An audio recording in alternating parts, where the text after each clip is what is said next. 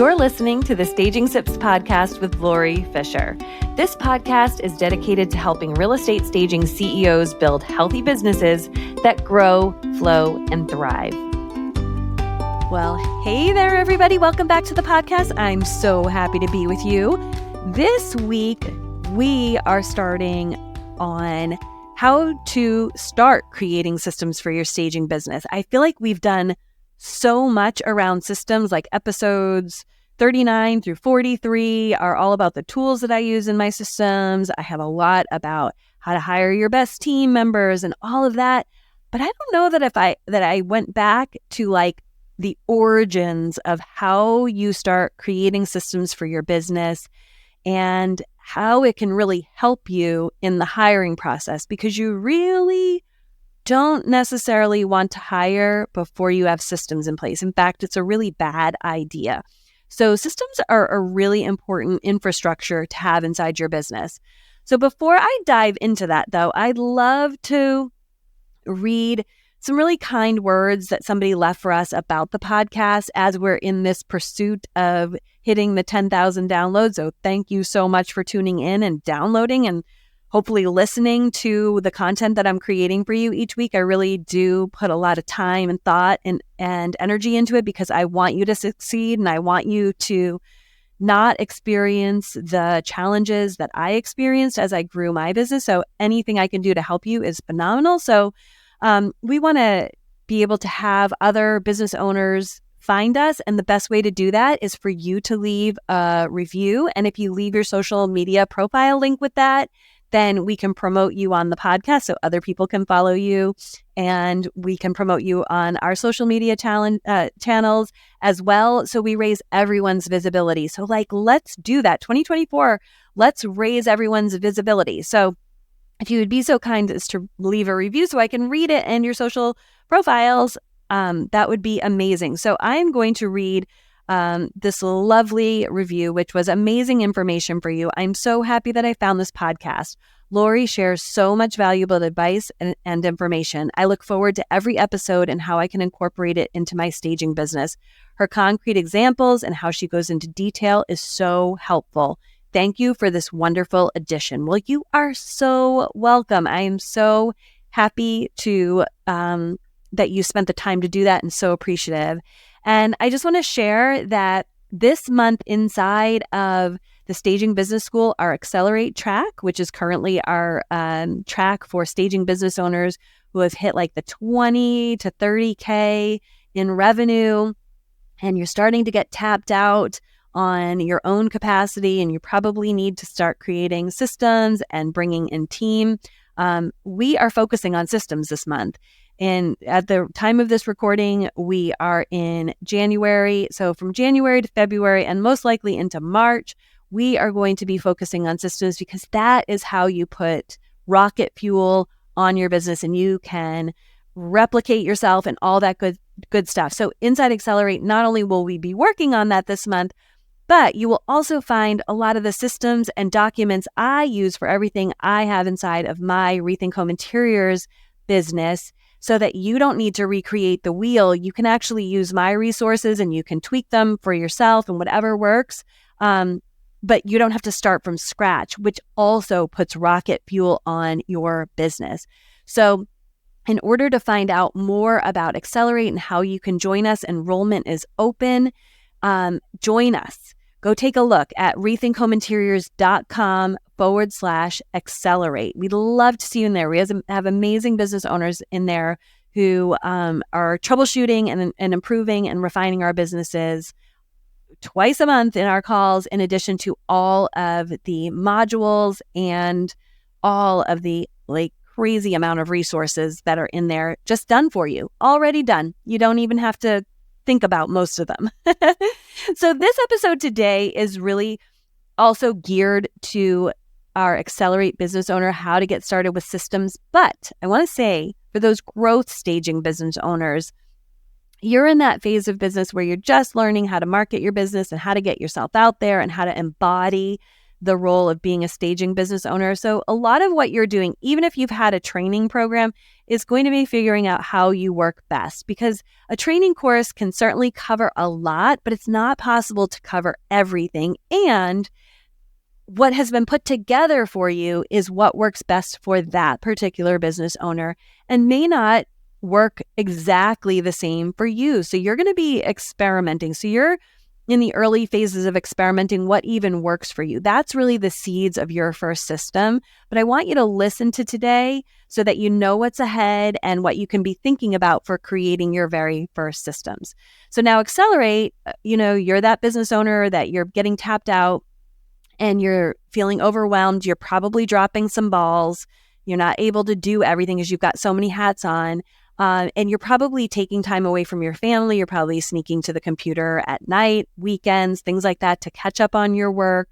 You're probably texting back clients or emailing them back at off times of day, not your typical working hours and business hours, because frankly, you're busy doing other things during those hours. You may have an assistant stager or movers, but you'll still be likely the one answering phone calls, texts, creating client agreements, following up on payments, scheduling appointments, networking, marketing, overseeing installation. That's a lot of hats. Oh my gosh. It makes me want to crawl up under a blanket and watch Netflix, just reading all of it. So it's overwhelming. It's pushing you to the point of burnout, and we really don't need that. However, you can't start to peel those hats off, and you can't peel those hats off and be able to communicate and articulate what's in your brain for people to replace you without doing the work of putting systems into place and doing some thought and documentation around that. In addition, you also need mindset work. And we do this work inside of the Accelerate program, the Accelerate track, because what comes up in your brain as you start to release control is fascinating. And it needs bumpers, like the bowling bumpers on the side when you take little kids bowling, or in my case, me bowling. I need bumpers, or I'd have so many gutter balls. We need bumpers for your brain. And that's, again, more work that we do inside Accelerate. Because as you start to create your systems, you're going to have a lot of things that come up for you. So I'm going to talk about those at the end, kind of what you can anticipate happening in your brain. But let's start with how you actually, what's the very beginning of your systems and how does it start? So the first thing is you want to establish priorities and boundaries. So let's talk about just 3 key questions that you can ask yourself to begin to get a peek into your own priorities and boundaries, which will then help you with the next step, which is a delegation download. So establishing priorities and boundaries. So the first question you're going to ask yourself are, what are the top 3 priorities you think you should be focusing on in your business every week? So that's that word should is operative, is the key word in that, right? I don't know exactly the operative word in that sentence. That's where I was going with that. What do you think you should be focusing on? Because what you think you should be focusing on may not be exactly what you want to focus on. So let's just write down what you think you should be focusing on. The next question is, what do you want as your top 3 priorities in your business and life each week? So you may think you should be focusing on marketing, networking, and creating social media. But what you may want as your 3 priorities in your business and your life might be envisioning, processes and procedures, creating training modules, and spending time with your family, for example. Or maybe you think you should be focusing on emailing people back, texting them back, calling them back, all that stuff, commenting on people's social media, all of that.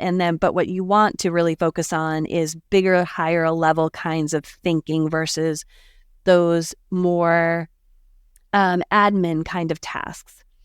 And then the next the question that you'll ask is, what are you currently doing in your business that is contrary to your priorities. So if one of your priorities is to be present for your family in the afternoon hours or evening hours, but you find that you are routinely heading into your office because you need to catch up on the emails and calls and texts and all of that came in during the day while you were out on installations, and you aren't able to do that, well, that is something that is contrary to your priorities.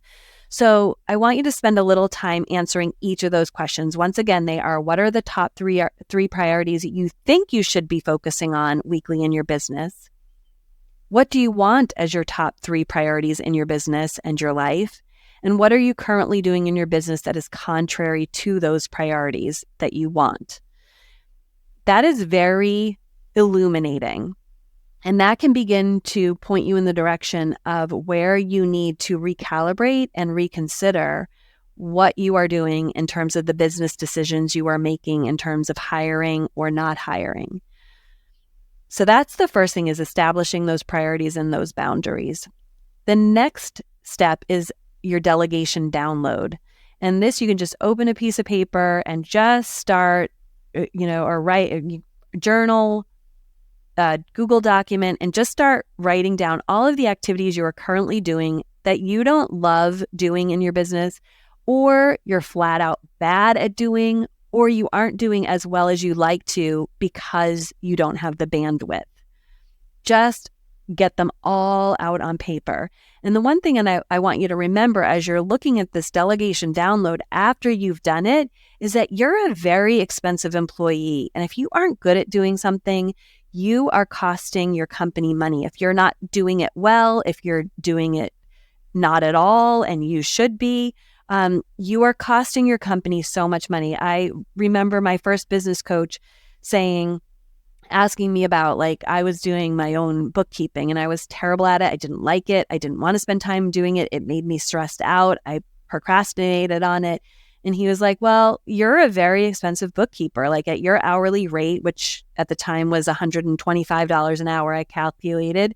It's like, that's a very expensive, bad bookkeeper, and you need to fire yourself. And so for me, that was really important because it just told me my first hire really needed to be a bookkeeper. And that was who my first hire was. And I'll tell you why that was a good first hire for me. It may not be for you. You may love bookkeeping and you may love getting into your numbers. You may have something else that's your version of my bookkeeper. So I want you to just get all that down. Do your delegation download. If you had to delegate all these tasks out, what are the things that you just don't love doing or you're flat out bad at doing?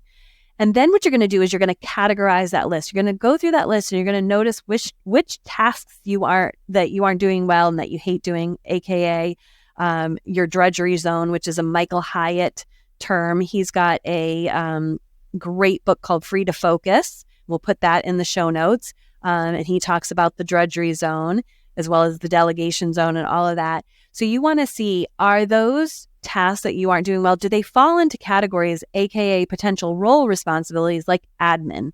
If you don't like answering phone calls, or you're just not good at it, or you are answering calls from the car because that's the only time you can do it, or late at night, maybe that falls under admin, or clearing out or prioritizing your inbox, or scheduling and planning and calendar management. That all falls under that admin operations role. And you might have the perfect role responsibilities right there to hire somebody. In my case, like I said, it was bookkeeping, or maybe it's reporting, tracking, maybe it's service delivery. Maybe you just don't like doing the staging. You may get into it and realize you like doing it a few days a week, but you prefer to be more visionary. That's what I found for myself. Once I did enough staging and consultations and all of that, I was like, I feel like I'm good with this. I'm done. I want other people to do this for me. And that's when I hired my lead stager, and then we hired assistants for my lead stager, and I outsourced all of that, delegated all of that out. Client onboarding, sales and marketing. The caveat to sales and marketing is that you may be your best sales and marketing person for a while because you need to understand your brand identity, who your ideal client is. That might be one of the last things that you one of those last categories that you hire for, but maybe not. Who knows? Maybe you find somebody who is part of your team who's just amazing at, selling your services. They might become your sales and marketing person. But anyway, you just want to see, are there just kind of broad categories that you might be able to hire for? And then once you have done that, you want to start looking at, do you have the way that you like to do that? So let's go back to that admin and like answering phones, for example. When you answer the phone, what do you say when you answer the phone? Like, how do you answer the phone? What's the greeting?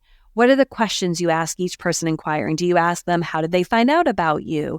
Or maybe you ask, how can I help you? How did you find out about me?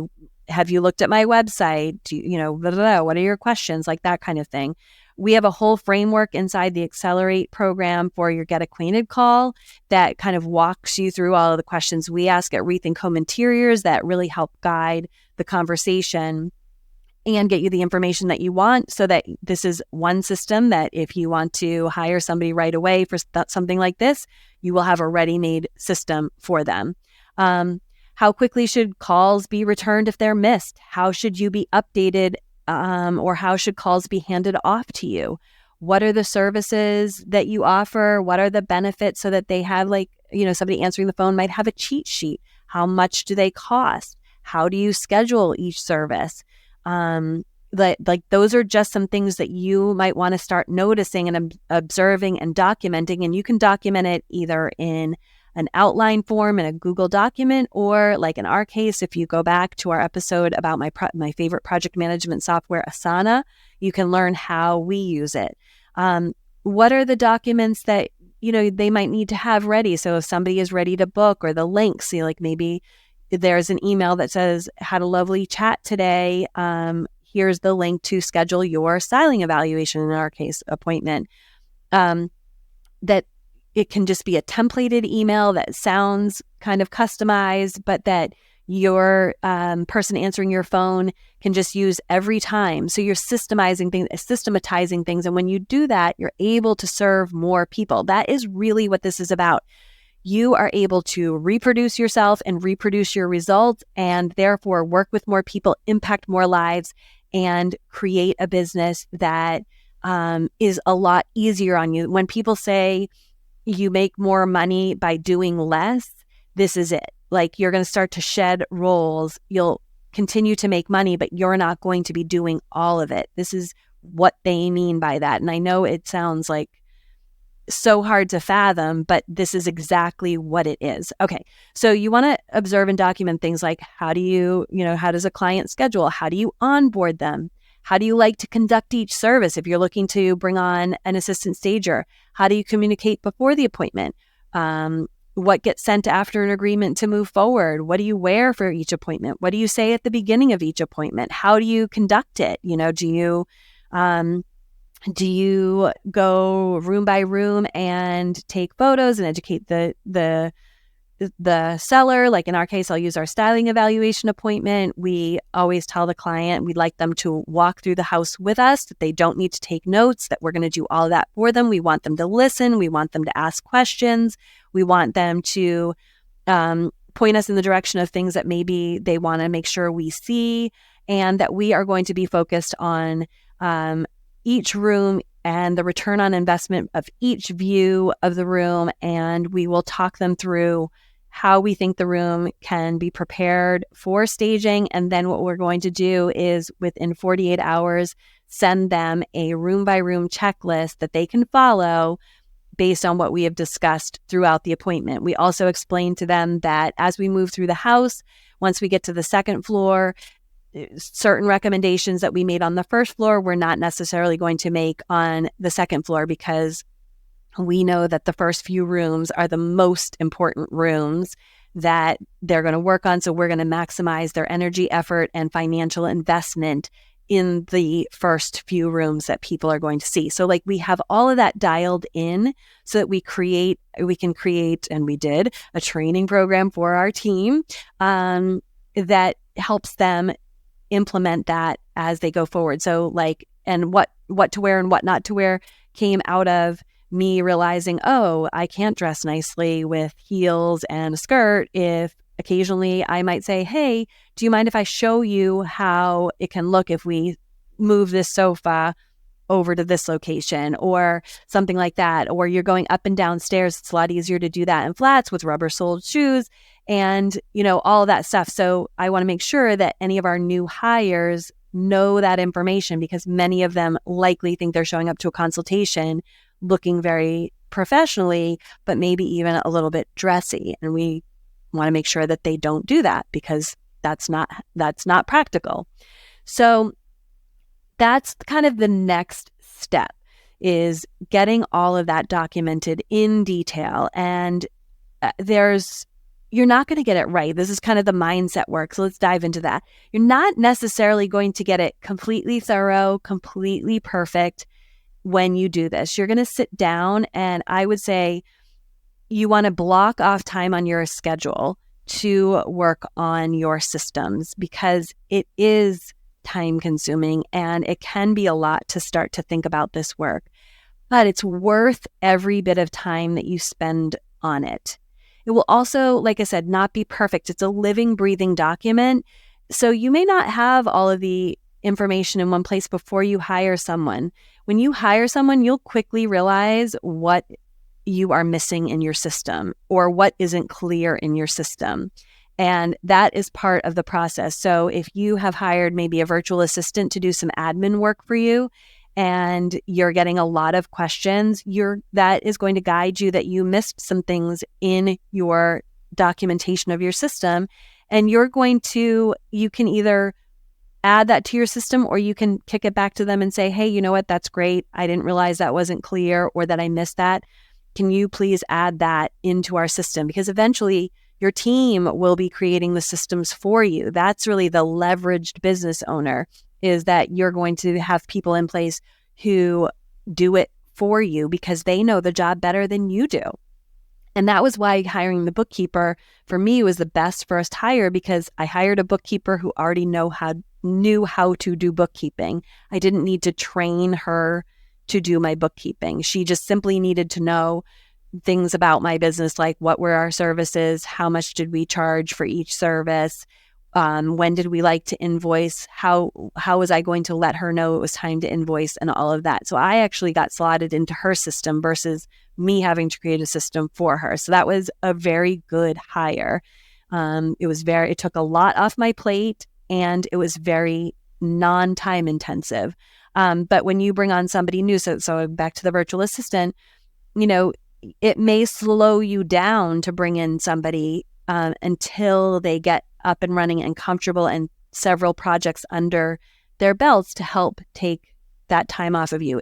But I promise you, it is not wasted. This is fuel on your business, and it will help you be able to do things like this podcast. I do this podcast because I have a team that is so highly functioning that I don't have to run my business. My team runs my business. It's a beautiful place to be. So you don't have to do this alone. This is also mindset work.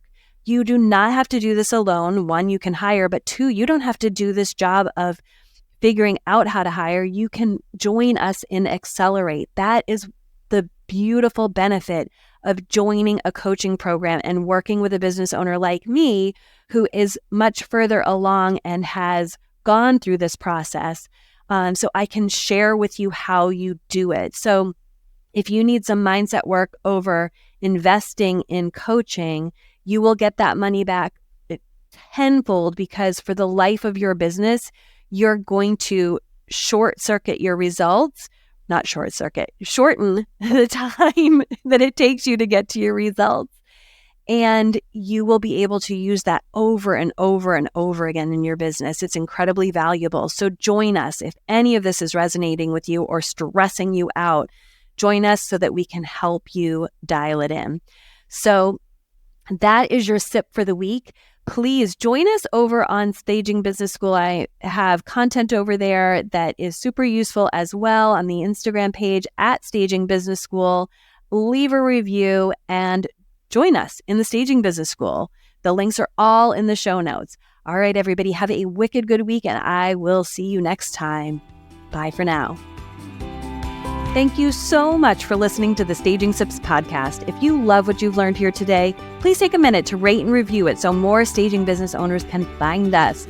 And if you want to learn more about how to market and grow your staging business more strategically, I'd love to see you join us inside of the Rethink You Accelerate Mentorship Program. It is open enrollment. You can get more details at rethinkhomeinteriors.com/rethinkyou. Would love to see you inside.